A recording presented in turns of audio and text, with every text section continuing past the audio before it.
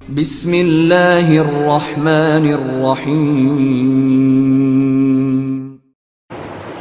السلام عليكم ورحمة الله وبركاته. الحمد لله رب العالمين، والصلاة والسلام على أشرف المرسلين وعلى آله وصحبه وسلم. إن الحمد لله نحمده ونستعينه ونستغفره ونؤمن به ونتوكل عليه ونعوذ بالله من شرور أنفسنا ومن سيئات أعمالنا. من يهده الله فلا مضل له ومن يضلله فلا هادي له، وأشهد أن لا إله إلا الله وحده لا شريك له، وأشهد أن محمدا عبده ورسوله. قال الله تعالى: يا أيها الذين آمنوا اتقوا الله حق تقاته ولا تموتن إلا وأنتم مسلمون. وقال تعالى أيضا: يا أيها الناس اتقوا ربكم الذي خلقكم من نفس واحدة وخلق منها زوجها وبث منهما رجالا كثيرا ونساء، واتقوا الله الذي تساءلون به والأرحام إن الله كان عليكم رقيبا. وقال تعالى أيضا: يا أيها الذين آمنوا اتقوا الله وقولوا قولا سديدا يصلح لكم أعمالكم ويغفر لكم ذنوبكم، ومن يطع الله ورسوله فقد فاز فوزا عظيما. صدق الله العلي العظيم. قال نبينا صلى الله عليه وسلم: فإن الأصدق الحديث كتاب الله، وخير الهدي هدي محمد صلى الله عليه وسلم، وشر الأمور محدثاتها، وكل محدثة بدعة، وكل بدعة ضلالة، وكل ضلالة في النار. வார்த்தைகளுக்கு சிறந்தது எல்லாருடைய வார்த்தை என்றும், வழிகாட்டுதலுக்கு சிறந்தது நபிகள் நாயகம் ஸல்லல்லாஹு அலைஹி வஸல்லம் அவர்களுடைய வழிகாட்டுதல் என்றும், காரியங்களில் மிக மிக கெட்டது மார்க்கத்தில் புதுமையை உண்டாக்குவது, ஒவ்வொரு புதுமையான காரியமும் வழிகேடுகள் அனைத்தும் உங்களை நரகில் கொண்டு போய் சேர்க்கும் என்று நமது நபி ஸல்லல்லாஹு அலைஹி வஸல்லம் அவர்கள் தங்களுடைய ஒவ்வொரு சொற்பொழிவிலும் இந்த மனித சமுதாயத்திற்கு ஞாபகப்படுத்தியதை இந்த நல்ல சந்தர்ப்பத்தில் இங்கு ஒன்று கூடியிருக்கின்ற உங்களுடைய சிந்தனையிலும் ஆரம்பமாக இந்த நம்முடைய ஞாபகப்படுத்தி எனது உரையை ஆரம்பம் செய்கிறேன். அல்ஹம்துலில்லாஹ். கண்ணியமானவர்களே, அல்லாஹ் நல்லடியார்களே, அல்லாஹ் தஆலா தன்னுடைய ஏகத்துவ கலிமாவை எத்தி வைப்பதற்காக வேண்டி இந்த உலகத்தில் எண்ணற்ற நபிமார்களையும் ரசூல்மார்களையும் அனுப்பி வைத்தான். அவர்கள் அனைவர்களுமே அல்லாஹ்வுடைய கட்டளையின்படி அவர்களுக்கு அனுப்பப்பட்ட சமுதாய மக்களிடத்தில் அல்லாஹ்வுடைய ஏகத்துவ கலிமாவை எத்தி வைத்தார்கள். அத்தனை நபிமார்கள் மீதும் ரசூல்மார்கள் மீதும் இறுதியாக வந்த நமது நபி ஸல்லல்லாஹு அலைஹி வஸல்லம் அவர்கள் மீதும் அவர்களுக்கு இறங்கிய இறை செய்தியை கண்ணால் கண்டும் காதால் கேட்டும் அப்படியே ஈமான் கொண்ட உத்தம சத்திய சஹாபாக்கள் சஹாபி பெண்மணிகளின் மீதும் அவர்களுக்கு பின் வந்த தாபீன்கள் தபாதாபீன்கள் இமாம்கள் நல்லோர்கள் மீதும் குறிப்பாக இந்த ஜும்மாவில் அல்லாஹ்வை பற்றியும் அவனுடைய தூதர் முஹம்மது நபி ஸல்லல்லாஹு அலைஹி வஸல்லம் அவர்களை பற்றியும் தெரிந்து கொள்வதற்காக வேண்டி இங்கு ஒன்று கூடியிருக்கின்ற உங்கள் மீதும் என் மீதும் உங்களது குடும்பத்தாரின் மீதும் எனது குடும்பத்தாரின் மீதும் அல்லாஹ்வுடைய சாந்தியும் சமாதானமும் பொருத்தமும் மன்னிப்பும் இன்றும் என்றென்றும் உண்டாவதாக என்று கூறி எனது உரையை ஆரம்பம் செய்கிறேன். அல்ஹம்துலில்லாஹ். கண்ணியமானவர்களே, அல்லாஹ் நல்லடியார்களே, இந்த உலகம் இப்பொழுது விஞ்ஞான வளர்ச்சியாலும் புதிய புதிய கண்டுபிடிப்புகளாலும் வளர்ச்சியை கண்டுள்ளதா அல்லது வீழ்ச்சியை கண்டுள்ளதா என்று நம்மிடம் கேட்டால் நாம் அனைவரும் கண்ணை மூடிக்கொண்டு சொல்வோம். இந்த உலகம் இப்பொழுது விஞ்ஞான வளர்ச்சியாலும் புதிய புதிய கண்டுபிடிப்புகளாலும் மிகப்பெரிய அசுரத்தனமான விண்ணை முட்டும் அளவுக்கு வளர்ச்சியை கண்டுள்ளது என்பதை தான் நம்முடைய பதிலாக இருக்கும். ஏனென்றால் உலகத்தினுடைய கடற்கோடியில் நடக்கக்கூடிய எந்த செய்திகளாக இருந்தாலும் சரி, விண்ணில் நடக்கக்கூடிய எந்த நிகழ்வுகளாக இருந்தாலும் சரி, கடலின் ஆழத்தில் நடக்கக்கூடிய இந்த காட்சிகளாக இருந்தாலும் சரி, செய்திகளாகவோ அல்லது காணொளிகளாகவோ நமக்கு நொடிபொழுதில் அது நமக்கு காட்சியாக எடுத்து காட்டக்கூடிய அளவுக்கு நம்மளுடைய விஞ்ஞான வளர்ச்சியும் அதே போன்று புதிய புதிய கண்டுபிடிப்புகளும் நம்மை ஆச்சரியப்படுத்திக் கொண்டு இருக்கிறது. ஒரு காலகட்டத்தில் மனிதர்களை வைத்து வேலை வாங்கிக் கொண்டிருந்த சில பேர் இப்பொழுது மனிதரால் செய்ய முடியாத வேலைகளை கூட மிஷின்களை வைத்தும் இயந்திரங்களை வைத்தும் வேலை வாங்கிக் கொண்டிருக்கிறார்கள். அது மாத்திரமல்ல, அதன் பிறகு ரோபோக்களை வைத்து சில வேலைகளை வாங்கிக் கொண்டிருந்தார்கள். இப்பொழுது நம் கையில் இருக்கக்கூடிய மொபைல்களின் மூலமாக, அதில் இருக்கக்கூடிய செயலிகளின் மூலமாக நாம் சில வேலைகளை செய்து கொண்டிருக்கிறோம். இப்போ அதையெல்லாம் தாண்டி தொழில்நுட்பம் எந்த அளவுக்கு வளர்ந்து கொண்டு இருக்கிறது என்பதை பார்க்கும் பொழுது ஏஐ என்று சொல்லக்கூடிய துல்லியமான தொழில்நுட்பத்தின் மூலமாக நாம் சில வேலைகளை செய்து கொண்டிருக்கிறோம்.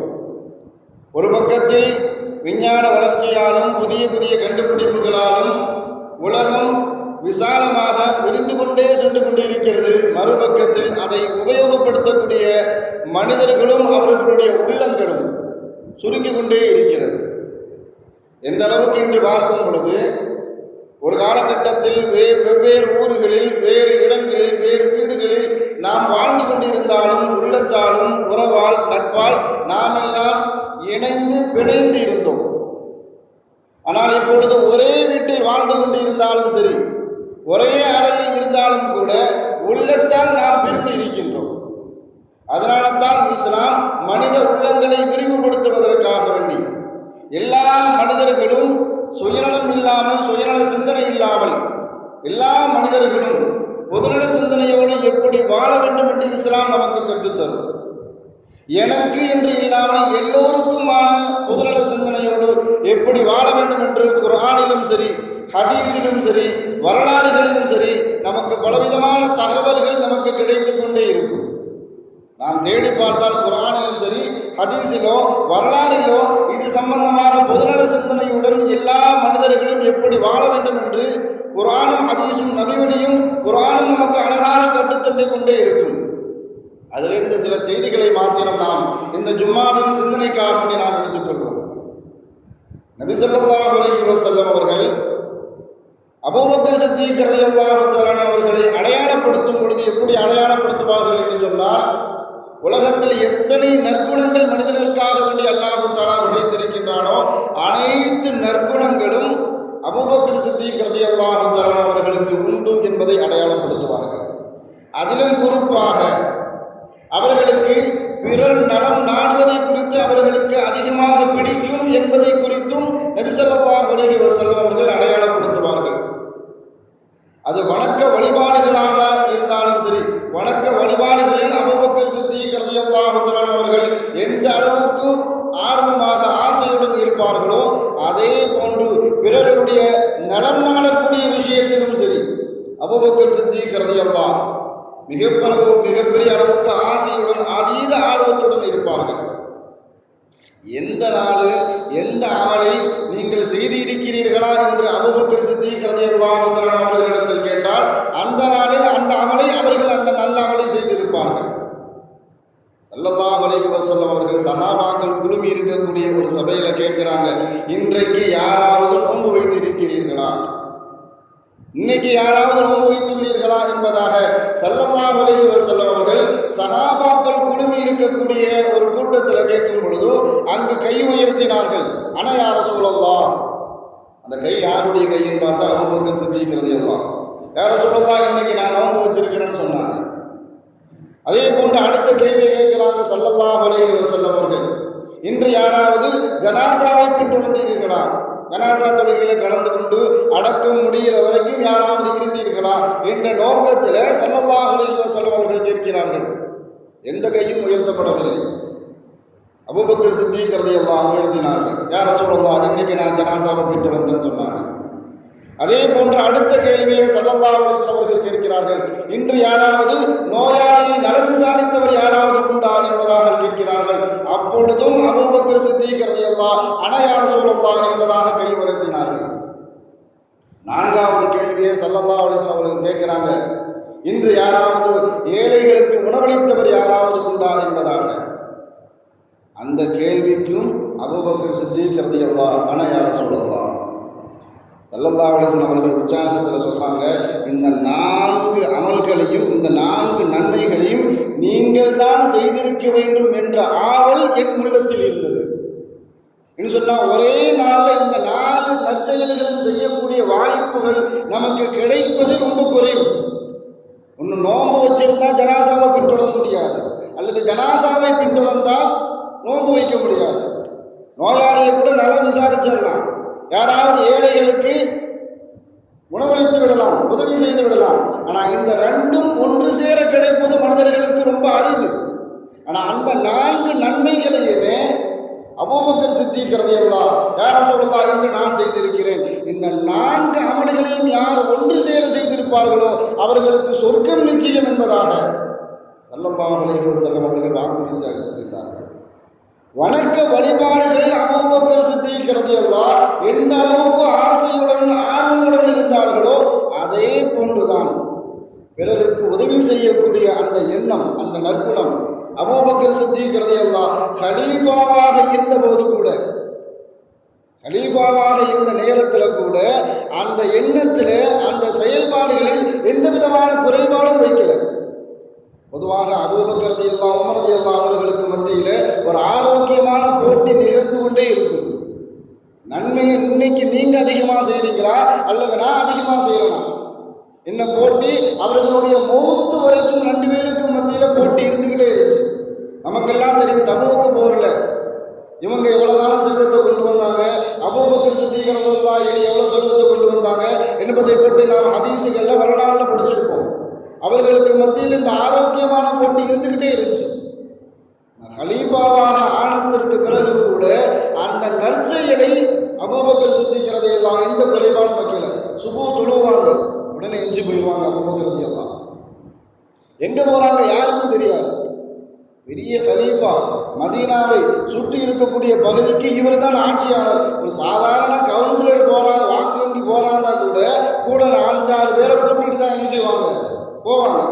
அதான் மதீனாவுடைய கலீஃபா சுபூ தொழுக வைக்கிறார். சுபூ தொழுத உடனே யாருக்கு எந்த தகவலும் சொல்லாம எஞ்சி போறாங்க. இதை கவனித்துக் கொண்டிருந்த உமர் ரலியல்லாஹு கலீஃபா எங்க போறாங்க, என்ன செய்யறாங்க என்பதை கவனித்து பார்ப்பதற்காக வேண்டி போறாங்க. மதீனாவினுடைய எல்லை வரைக்கும் அபூபக்கர் ரலியல்லாஹு போறாங்க. அங்க ஒரு வீட்டுக்குள்ள போறாங்க. போயிட்டு கொஞ்ச நேரம் என்ன செய்யறாங்கன்னு தெரியல, வெளியே வராங்க. இப்படி சில நாட்கள் கண்காணித்த பிறகுதான் அவர்கள் ஒரு வீட்டுக்கு செல்கிறார்கள். அந்த வீட்டினுடைய எல்லா தேவைகளையும், எல்லா வேலைப்பாடுகளையும் அபூபக்கர் ரலியல்லாஹு செய்யறாங்க. நம்ம நாட்டை ஆளக்கூடிய சில அமைச்சர்கள் கூட சில சின்ன சின்ன பதவிகள் இருக்கக்கூடிய, அல்லது பெரிய பெரிய பதவிகள் வகிக்கக்கூடிய, அவர்கள் செய்யக்கூடிய சின்ன வேலைகளாக இருந்தாலும் சரி, முகநூல்களில் அல்லது இணையதளத்தில் வீடியோ வந்துடும் அவங்க என்ன செய்கிறாங்க அப்படின்னு. இவங்க கலீஃபா மதீனாவுடைய எல்லைக்கு போகிறாங்க, சாதாரணமாக வீட்டுக்குள்ளே போகிறாங்க. அங்கே இருக்கிறது ஒரு கண் தெரியாத ஒரு வயதான ஒரு மூதாட்டி, ஒரு வயதான பெண். அந்த பெண்ணினால தன்னுடைய சுய தேவைகளை எதையுமே நிறைவேற்றிக் கொள்ள முடியாது. அந்த காரணத்தினால் கலீஃபா அபூபக்கர் ரலியல்லாஹு அந்த வீட்டுக்கு போவாங்க. அந்த பெண்மணிக்கு தேவையான எல்லா வேலைப்பாடுகளையும் செய்துவிட்டு வந்துடுவாங்க. இது அவங்களுடைய தினசரி வேலை. இதை கவனித்தார்கள் அபூபக்கர் ரலியல்லாஹு. அபூபக்கர் ரலியல்லாஹு அவர்களுடைய மௌத் வந்துருச்சு. ஆனால் உமர் ரலியல்லாஹு அவர்களுடைய எண்ணம் என்னன்னு சொன்னால், எப்படியாவது சில நன்மைகளை அபூபக்கர் சித்தீக் ரலியல்லாஹு அவர்களை விடவும் நாம் அதிகமாக செய்துவிட வேண்டும். எப்படியாவது ஒரு நன்மையாவது அதிகமாக செஞ்சிடணும்.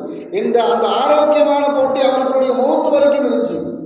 ஆனால் அவர்களுடைய சிந்தனையில் இன்னைக்கு அபூபக்கர் ரலியல்லாஹு மௌத்தாயிட்டாங்க, அந்த வயதான மூதாட்டிக்கு யார் உதவி செய்வாங்க என்ற எண்ணம் உமர் ரலியல்லாஹு அவர்களுடைய எண்ண ஓட்டத்தில் இருந்து கொண்டே இருந்தது. நம்மளால இந்த இடத்தை விட்டு நகர முடியாது.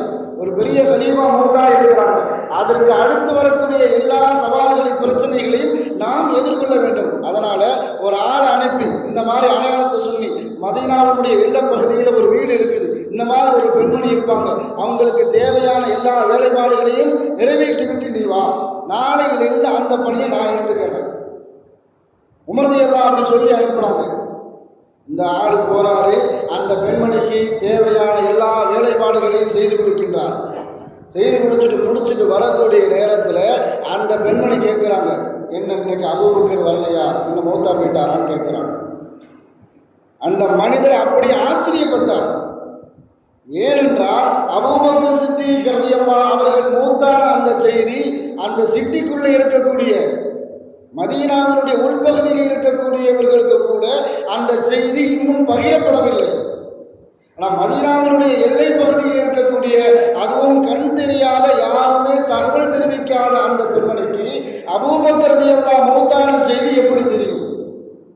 இதை கேட்டுட்டு ஆச்சரியம் அடைஞ்சிட்டு அவர்களுக்கு நடந்த விஷயத்தை உமர் ரலியல்லாஹு அவர்கள்ட்ட வந்து சொல்றாங்க. நான் இதே மாதிரி நீங்கள் சொன்ன மாதிரி எல்லா வேலையும் முடிச்சுட்டு வச்சு கிளம்பக்கூடிய நேரத்தில் அந்த பெண்மணி என்கிட்ட இந்த கேள்வியை கேட்குறாங்க, அபூபக்கர் மௌத்தாயிட்டாங்களான்னு சொல்லி கேட்குறாங்க. எனக்கு என்ன சொல்றதுன்னே தெரியல. அந்த மனிதரை கையை பிடிச்சிட்டு அப்படியே போகிறாங்க. உமர் ரலியல்லாஹு இன்னும் கலீஃபா அவர்கள் மரணித்த செய்தியை மதீனா முழுவதும் இன்னும் செய்தி பெறவே இல்லை. மதீனாவுடைய எல்லை பகுதியில் இருக்கக்கூடிய அந்த பெண்மணிக்கு எப்படி செய்தி தெரிந்தது என்பதாக விசாரிப்பதற்காக வேண்டி அந்த பெண்மணிகிட்ட நேரடியாக போயிட்டாங்க. உமர் ரலியல்லாஹு அவங்கள்ட்ட போய் கேட்கும் பொழுதும் வந்திருக்கிறது யாரு, நான் தான் உமர் என்பதை அறிமுகப்படுத்திருக்கிற பிறகு அவங்கள்ட்ட கேட்குறாங்க, தாயே உங்களுக்கு அபூபக்கர் ரலியல்லாஹு அவர்கள் மரணித்து விட்டார்கள் என்ற செய்தியை உங்களுக்கு யாரு சொன்னாங்கன்னு கேட்டாங்க. அப்போ அந்த தாய் சொல்கிறாங்க, நான் ஒரு யூகத்தில் தான் கேட்டேன். நான் கேட்டேன் அபூபக்கர் ரலியல்லாஹு அவர்கள் மௌத்தாகிவிட்டார்களா அப்படின்னு. அப்போ உண்மையிலேயே மௌத்தாகிவிட்டார்கள் என்றால் அல்லாஹு தஆலா அவர்களை மன்னிக்கட்டும். நான் எதனால் கேட்டேன் அப்படின்னு சொன்னால், எப்பொழுதுமே அபூபக்கர் வருவான், என்னுடைய வீட்டு வேலைகளை செய்து முடிப்பார், எனக்கு தேவையான எல்லா விஷயங்களையும் செய்து காரியங்களை முடித்து விட்டு செல்லும் போது என் பக்கத்தில் பேரிச்சம்பழத்தை எடுத்து வைப்பாங்க. வைக்கும்போது அபூபக்கர் எப்படி எடுத்து வைப்பாங்கன்னு சொன்னால், பேரிச்சம்பழத்தை பீத்து அதில் இருக்கக்கூடிய விதையை தனியாக எடுத்து விட்டு பேரித்தம்பழத்தை மாத்திரம் தனியாக வைப்பார்கள். இன்று என்னிடத்தில் பேரித்தம்பழம் இருக்கிறது, அந்த பேரித்தம்பழத்தில் விதையும் இருக்கிறது. நான் இதை வைத்து விளங்கிக் கொண்டேன். பேரிச்சம்பழத்தில் கொட்டை பிரிக்காமல் எங்களை தரதா இருந்தால் அது பொதுவாக தான் இருக்கும். அபூபக்கர் ரலியல்லாஹு அவர்கள் வர முடியாத சூழல் ஏற்பட்டால் கூட அவங்க இப்படி தான் எங்கள்கிட்ட பேரிச்சம்பழத்தை கொடுத்து விடுறதா கூட பிச்சு தான் கொடுத்து விடுவாங்க. ஆனால் இந்த மாதிரி நிகழ்வு நடக்கலை அப்படின்னு சொன்னால் அபூபக்கருக்கு என்னமோ ஆயிருச்சு. அதனால தான் புது ஆளுக்கு அவங்க எப்படி செஞ்சாங்கன்னு தெரியல, அதை வைத்து கணித்துத்தான் அபூபக்கர் மௌத்தாகிவிட்டாரா என்று நான் யூகத்தில் சொன்னாங்க. அப்போ கூட உமர் ரலியல்லாஹு அழுதாங்க.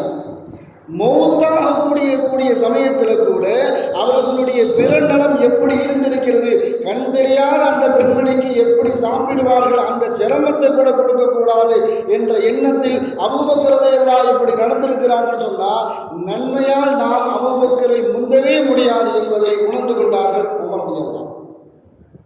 அந்த அளவுக்கு தன்னுடைய காலகட்டத்தில் அபூபக்கர் ரலியல்லாஹு பிறர் நலம் நாடக்கூடிய விஷயத்தில் ரொம்ப கண்ணும் கருத்துமாக இருந்தார்கள். பொதுவாக நம்மளுடைய குணம் என்னன்னு சொன்னால், நமக்கு எல்லா தேவைகளும் நம்மளுடைய செல்வங்களாக இருந்தாலும் கூட, தன்னிறைவு பெற்றவர்களாக வாழ்ந்து கொண்டு இருந்தாலும் கூட, நம் பக்கத்து வீட்டுக்காரர்களோ சொந்தக்காரர்களோ நட்பு வட்டாரத்திலோ அல்லது நமக்கு தெரிந்தவர்களோ கஷ்டத்தில் இருக்கிறாங்க அப்படிங்கிற விஷயம் நமக்கு தெரியும். நமக்கு என்னன்னு சொன்னால், அங்கே கேட்குறாரு இங்கே கேட்குறாரு, எங்கிட்ட வந்து கேட்கல, எங்கிட்ட வந்து கேட்டால் நான் உதவி செய்ய போகிறேன், எங்கிட்ட கேட்கல அதனால் நான் செய்யலை. நான் ஸல்லல்லாஹு அலைஹி வஸல்லம் அவர்கள் இது மூமினுடைய அடையாளம் இல்லைன்னு சொன்னாங்க. இப்படி தெரிஞ்சும் கண்டு காணாமல் இருக்கிறது அது மூமினுடைய அடையாளமே இல்லைன்னு சொன்னாங்க. ஸல்லல்லாஹு அலைஹி வஸல்லம் அவர்களுடைய குடும்பத்தை சார்ந்த ஸைனுல் ஆபிதீன் ரலியல்லாஹு தஆலா அவர்கள் அந்த காலகட்டத்தில் அவருக்கு இருந்த மதிப்பு கண்ணியம் மரியாதை என்று சொன்னால், காபத்துல்லாவுக்கு அவர் வருகிறார் என்ற செய்தியை தெரிஞ்சாலே மக்கள் தானாக வழிவிடுவார்கள். ஹஜ்ருல் அஸ்வத் கல்ல அவங்க போய் தொட்டுட்டு வரணும். ஏன்னா அந்த காலகட்டத்தில் ஸைனுல் ஆபிதீன் ரலியல்லாஹு தஆலா அவர்கள் வாழக்கூடிய சமயத்தில் ஆட்சியாளர் வந்தால் கூட, அந்த பகுதியை ஆட்சி செய்யக்கூடிய ஆட்சியாளர் வந்தால் கூட கேட்டு வாங்கணும். ஆட்சியாளர் வந்திருக்கிறாங்க, கொஞ்சம் வழி விடுங்க அப்படின்னு சொல்லணும். ஆனால் ஸைனுல் ஆபிதீன் ரலியல்லாஹு தஆலா அவர்கள் வந்து விட்டார்கள் என்று தெரிஞ்சால் மக்கள் தானாக வழிவிடுவார்கள். அந்த அளவுக்கு அவர்கள் மீது கண்ணியமும் மரியாதையும் மக்களுடைய உள்ளத்தில் அல்லாஹ் தஆலா ஏற்படுத்தி வைத்திருந்தார். ஏன் இந்த மரியாதையும் இந்த கண்ணியமும் மக்களுடைய உள்ளத்தில்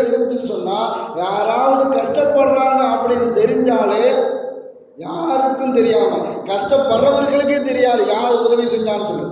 அந்த அளவுக்கு தானாக தேடி போய் உதவி செஞ்சுட்டு வந்துடுவாங்க ஜைனுல் ஆபிதீன் ரலியல்லாஹு. அவர்களுடைய மரணம் எத்தனை பேருக்கு அவர்கள் உதவி செய்திருந்தார்கள் என்று அவர்களுடைய மரண தருவாயில் தான் அதிகமான பேருக்கு தெரிஞ்சது. எத்தனையோ பேருக்கு தானா உணவு கிடைச்சிட்டே இருந்துச்சு. யார் கொடுக்குறாங்க, எப்படி கொடுக்குறாங்க யாருக்கும் தெரியாது. ஆனால் அவர்களுடைய மரணத்திற்கு பிறகுதான் பல பேருக்கு தெரிந்தது, இது ஜைனுல் ஆபிதீன் ரலியல்லாஹு அவர்கள் மூலமாகத்தான் நாம் இன்று வரைக்கும் நாம் உணவு சாப்பிட்டு கொண்டிருந்தோம். அவங்களுடைய மையத்தை குளிப்பாட்டும் போது தோள்பட்டையில் ஒரு தழும்பு. என்ன தழும்புன்னு சொன்னால், அவர்கள் தானாகவே எந்த வேலை ஆட்களும் கூப்பிடுறதில்லை. யாராவது கஷ்டப்படுறாங்க, சிரமத்தில் இருக்கிறாங்க அப்படின்னு தெரிஞ்சுட்டாங்கன்னு சொன்னால் என்ன கிடைக்கிற உணவு தானியங்களை எடுத்துகிட்டு வந்து அவங்க வீட்டு வாசலில் வச்சுட்டு வந்துடுவாங்க. தானே சுமந்து கொண்டு வைத்ததன் காரணத்தினால், இப்படி பல தடவை பல வீடுகளுக்கு சென்று வைத்து வந்ததன் காரணத்தினால் அவர்களுடைய தோள்பட்டையில் அந்த தழும்பு. அதனால தான் ஸல்லல்லாஹு அலைஹி வஸல்லம் அவர்கள் சொல்வார்கள், லைஸ பிமுஃமினின், அவர்கள் மூமினே கிடையாது. எப்படிப்பட்டவர்கள் சொல்றார், மன் மாத ஷஅபானின் வஜாலுஹு இலா தம்பிஹி ஜாமின் வஹுவ யஅலம். ஒருவன் நைட்டு இரவு நேரத்தில் தூங்குறதுக்காண்டி போறாரு, நல்ல சாப்பிட்டார், அவர் பசியாறி விட்டார். ஆனால் அவருக்கு தெரியும் நம்ம பக்கத்து வீட்டுக்காரன் பசியில் இருக்கிறான், நம்ம அண்டை வீட்டுக்காரர் தேவையுடையவராக இருக்கிறார், நம்ம அண்டை வீட்டுக்காரர் கஷ்டத்தில் இருக்கிறாரு, சிரமத்தில் இருக்கிறாரு, எல்லாம் தெரியும். தெரிந்த பிறகும் கூட அவருடைய கஷ்டத்தில் இவர் பங்கு பெறவில்லை என்று சொன்னால், அவன் வந்து கேட்டால் நான் உதவி செஞ்சுக்கிறேன் என்ற எண்ணத்தில் அவர் இருப்பாரானால் அவருடைய ஈமான் சந்தேகத்துக்குரிய ஈமான். லைஸ பிமுஃமினின் ஸல்லல்லாஹு அலைஹி வஸல்லம் அவர்கள் சொல்லும் பொழுது பக்கத்து வீட்டுக்காரன் முஸ்லீமா தான் இருக்கிறன்னு அவசியம் இல்லை. அந்த வார்த்தையை ஸல்லல்லாஹு அலைஹி வஸல்லம் அவர்கள் பயன்படுத்தலை. பக்கத்து வீட்டுக்காரன், எதிர் வீட்டுக்காரன், நண்ப வட்டாரத்தில், அதே மாதிரி நம்ம பழக்க வழக்கத்தினுடைய வட்டாரத்தில் அவர்கள் எதிர்பார்க்கிறார்கள். ஆனால் நம்மள்கிட்ட வந்து கேட்கல, கேட்காததுனால நான் உதவி செய்யலை என்ற எண்ணத்தில் யார் இருப்பார்களோ அவர்களுடைய ஈமானே சந்தேகத்திற்குரிய ஈமான். மூமினே இல்லைன்னு சொல்லிட்டாங்க ஸல்லல்லாஹு அலைஹி வஸல்லம் அவர்கள். ஆனால் அதற்கெல்லாம் நேர் மாற்றமாக உதவி செய்தவர்கள் தான் சஹாபாக்களும் முன்னோர்கள். கடந்த ஆகஸ்ட் 15 நம்ம தமிழக முதல்வர் நிறைய பேருக்கு விருதுகளையும் பல பட்டங்களையும் பரிசுகளையும் கொடுத்து அவங்களை ஊக்குவிச்சாங்க. அதில் ஒரு பெண்மணிக்கு வீரமங்கை கல்பனா சாவ்லா விருது வழங்கப்பட்டது. அந்த பெண்மணி என்ன சாதனை படைத்தான் என்று பார்க்கும் பொழுது அந்த பெண்மணியுடைய பெயர் சபீனா. அவங்க ஒரு டாக்டர், ஒரு மருத்துவர். வயநாட்டில் எந்த அளவுக்கு வெள்ளப்பெருக்கு ஏற்பட்டது, நிலச்சரிவு ஏற்பட்டது, எத்தனை பேர் உயிர்களையும் உடைமைகளையும் எந்த அளவுக்கு பேரழிவுகளை சந்தித்தார்கள் என்பது உலகம் அறிந்த விஷயம்தான். அந்த நேரத்தில் இந்த சபீனா என்ற இந்த மருத்துவர் அந்த பெண்மணிக்கு தமிழக முதல்வர்களா வீரமங்கை கல்பனா சாவ்லா விருது வழங்கப்பட்டு கிட்டத்தட்ட ஒரு பணமுடிப்பாக பரிசு தொகையாக ஊக்கத்தொகையாக 5 லட்சம் ரூபா கொடுத்தாங்க. இது கொடுக்கப்பட்டதனுடைய காரணம், பிறர் நடத்தி அந்த பெண்மணி எப்படி நாடி இருக்கிறார், மற்றவர்களை எப்படி காப்பாற்ற வேண்டும் என்று துடித்தார் என்பதை உலக அறிய செய்வதற்காக வேண்டி. அல்லாஹ் பொதுவாக எப்படின்னு சொன்னால், மற்றவர்களுடைய நலனை நாம் விரும்ப ஆரம்பித்துட்டோம்னு சொன்னால் நம்மளை அல்லாஹ் வெளிச்செடுத்து கொண்டு வருவான். நாம் இருட்டில் இருந்தாலும் சரி, யாருன்னே தெரியாத ஆளாக இருந்தாலும் சரி, அல்லாஹ் நம்மளை என்ன செஞ்சிருவான், வெளிச்சத்துக்கு கொண்டு வந்துடுவான். அதற்கு முன்னாடி வரைக்கும் சபீனா என்ற பெயர் யாருக்குமே தெரியாது. தமிழக முதல்வரால் கௌரவிக்கப்பட்டு இந்த பரிசு கொடுக்கப்படும் பொழுது அந்த பரிசை வாங்கிட்டு வராங்க, பத்திரிகைக்காரெல்லாம் மைக்க நீட்டுறாங்க. உங்களுக்கு பயமா இல்லையா? என்ன பயமா இல்லையான்னு கேட்டால், வயநாட்டில் ஏற்பட்ட அந்த நிலச்சரிவில் வெள்ளப்பெருக்கில் ஒரு 35 பேர் சிக்கிட்டாங்க. அவங்க கடந்து வந்த அந்த பாலம் உடைக்கப்பட்டு வெள்ளத்தில் அடிக்கப்பட்டு விட்டது. ஒரே ஒரு கயிறை வந்து என்ன செஞ்சிருக்கிறாங்க, அந்த பக்கமும் இந்த பக்கமும் தப்பித்து செல்வதற்காக வேண்டி ஒரு கயிறை கட்டி இருக்கிறாங்க. இதுவரைக்கும் அந்த கயிறில் அந்த வெள்ளப்பெருக்கில் காற்றாண்டு வெள்ளத்தில் போய் பழக்கமே இல்லை. அப்படிப்பட்ட அந்த சபீனா என்ற அந்த மருத்துவர் அந்த வெள்ளத்தை எல்லாம் தாண்டி அந்த பக்கம் இருக்கக்கூடிய அந்த 35 பேரை எப்படியாவது நாம் காப்பாற்றணும், எப்படியாவது காப்பாற்றி கரை சேர்த்து இந்த பக்கம் கொண்டு வந்து விட வேண்டும் என்ற முயற்சியில் தன் உயிரை பாணியம் வைத்து அந்த பக்கம் போய் 35 பேர், அது முஸ்லீமோ முஸ்லீம் அல்லாதவர்களோ இறை மறுப்பாளர்களோ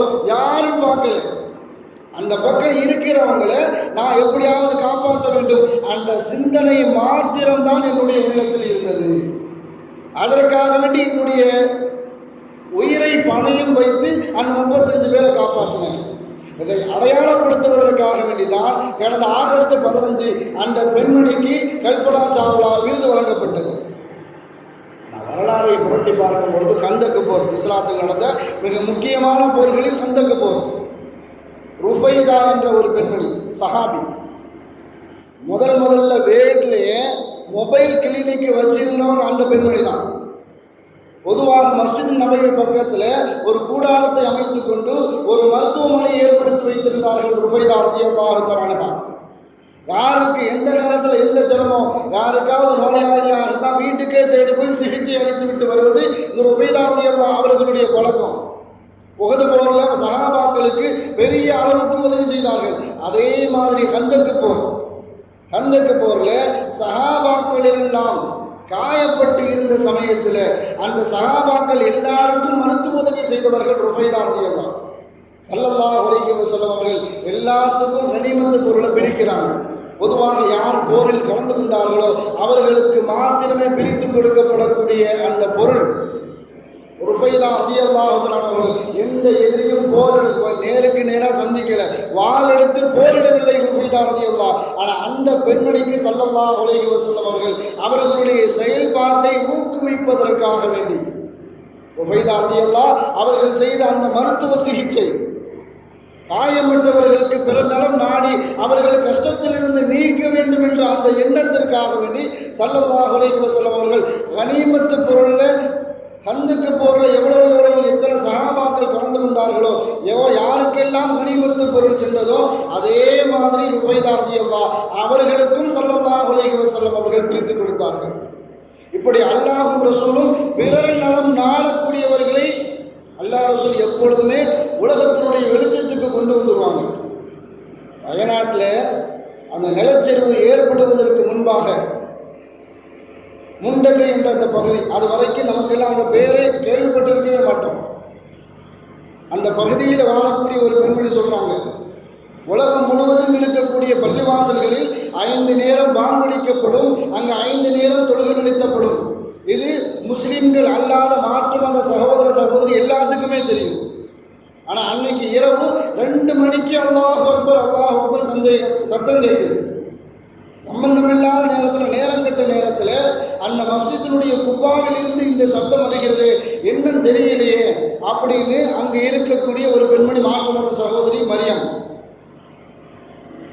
அந்த பெண்மணி சொல்றாங்க 2 மணிக்கு அந்த பள்ளிவாசலுடைய குப்பாவில் இருந்து இந்த சத்தம் வருகிறது.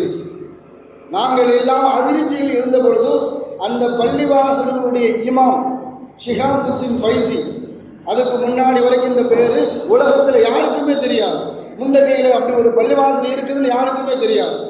அந்த பள்ளிவாசலுடைய இமாம் ஷிஹாபுத்தீன் ஃபைசி சொல்றாங்க, அல்லாஹ் அக்பர், நிலச்சரிவு ஏற்பட்டு கொண்டு இருக்கிறது, உங்கள் பகுதியில் இருக்கக்கூடியவர்கள் எல்லாம் கவனமாக இருங்க, எச்சரிக்கையாக இருக்க, யாருக்காவது இடமில்லை அப்படின்னு சொன்னா பள்ளிவாசலுக்கு வாங்க.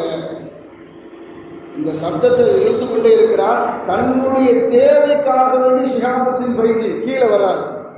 ஏதோ ஒரு தேவைக்காக வந்தவர், அல்லாஹ்வுடைய நாட்டம், ஷஹீதாக்கப்பட்டார். அது வரைக்கும் முண்டகையில் அப்படி ஒரு பள்ளிவாசல் இருக்குது.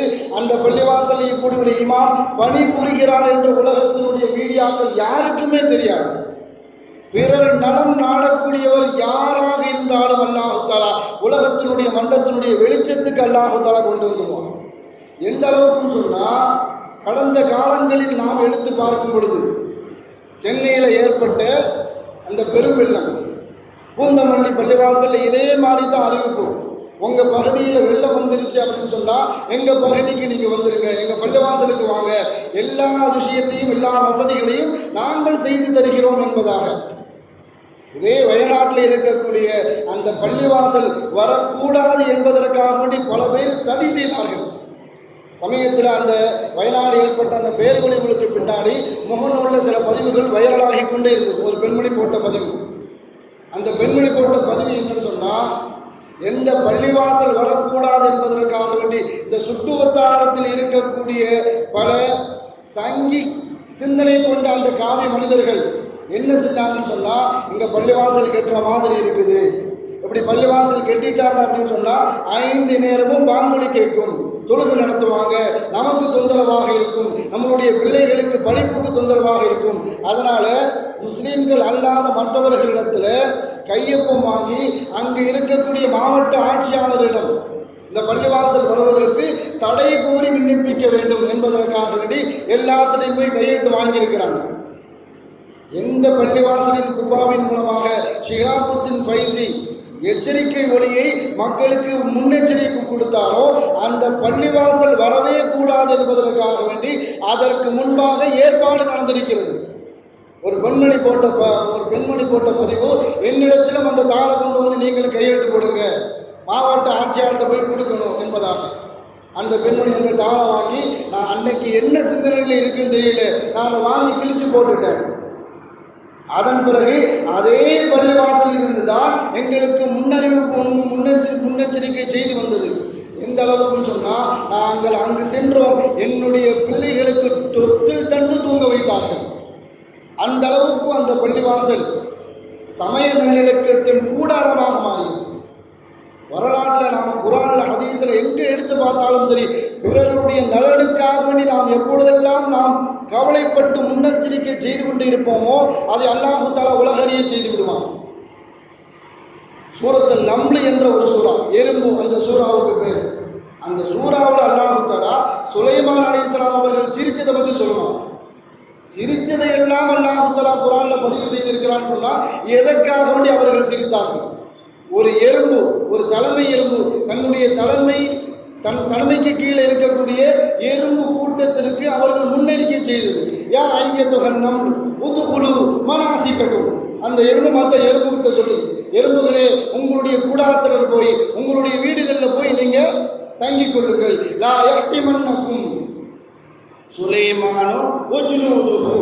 சுலைமானு அவர்களுடைய படைகளும் வந்து கொண்டிருக்கிறார்கள், உங்களை மிதித்து விட வேண்டாம் அப்படின்னு சொல்லிட்டு அந்த எறும்பு பயன்படுத்திய வார்த்தை அல்லாஹ் தஆலா சொல்லி காட்டுவான். சுலைமான் அலைஹிஸ்ஸலாம் அவர்களும் அவர்களுடைய கூட்டத்தார்களும் அந்த படைகளும் உங்களை வேணுக்குன்னே மிதிக்க மாட்டாங்க, உங்களை மிதிச்சிட வேண்டாம், அப்படி மிதிக்கிறதா இருந்தாலும் வேணுக்கில் மிதிக்க மாட்டாங்க.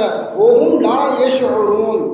அவர்கள் கவனக்குறைவாக இருக்கக்கூடிய சமயத்தில் உங்களை மிதித்து விடலாம். அதனால நீங்க உங்களுடைய வீடுகளில் சென்று உங்களுடைய பகுதியில் உங்கள் வீட்டில் போய் தங்கிக் கொள்ளுங்கள் என்ற முன்னெச்சரிக்கை செய்த அந்த எறும்பை கூட அல்லாஹ் தஆலா உலகத்தினுடைய வெளிச்சத்துக்கு கொண்டு வந்தான். இதன் மூலம் நமக்கு கிடைக்கக்கூடிய பாடம் என்னன்னு சொன்னால், நாம் மற்றவர்களுடைய கஷ்டத்தில் நாம் பகிர்ந்து கொண்டோம் என்று சொன்னால் அல்லாஹ் தஆலா நமக்கு ஏற்படக்கூடிய கஷ்டங்களை அல்லாஹ் தஆலா நீக்கி விடுவான். அல்லாஹ் தஆலா அப்படிப்பட்ட இரக்க சிந்தனை கொண்ட உள்ளங்களாக நம் அனைவரையும் மாற்றர்கள் புரிவானாக. வாழும் காலமெல்லாம் மருத்துவமனை கஷ்டங்கள், அதன் செலவுகள், சிரமங்கள் அனைத்தையும் விட்டும் அல்லாஹ் தஆலா நம்மை முழுமையாக பாதுகாப்பானாக. வாழும் காலமெல்லாம் நோய் நொடிகள் இல்லாமல் உடல் ஆரோக்கியத்தோடு மன நிறைவோடு இன்பத்தோடு அல்லாஹ்வை நின்று வணங்கி வழிபட்டு வாழும் நசீபை எல்லாம் அல்லாஹ் உங்களுக்கும் எனக்கும் நம்மை ஈன்றெடுத்த தாய் தந்தையர்களுக்கும் நம் மனைவி மக்கள் உற்சாக உறவினர் யாருக்கும் கொடுத்த அருள் புரிவானாக என்று கூறி எனது வார்த்தையை நிவர்த்தி செய்கிறேன். வாஹிர் தாவானா அல்ஹம்துலில்லாஹி ரப்பில் ஆலமீன். அஸ்ஸலாமு அலைக்கும் வரஹ்மத்துல்லாஹி வபரகாத்துஹு.